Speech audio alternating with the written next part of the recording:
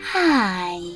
In front of me is OPPO A1 and today I would like to show you how you can select and delete multiple photos at once on this device. First of all, you need to open Photos app and tap on Photos or Albums category. I will start with Photos.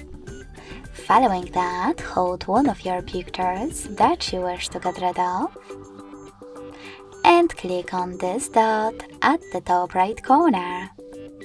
This way you will select all of them from here. Now to delete them, hit delete at the bottom right corner and confirm your choice in the pop-up. You can also tap on Albums instead. Tap on the desired one. Hold one of your pictures and this time tap on Select All at the top right corner as well.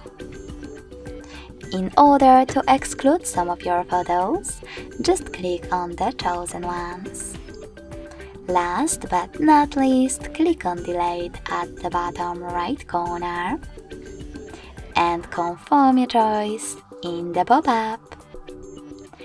Thanks so much for watching. If you enjoyed this video, don't forget to leave a like, comment and subscribe. Bye!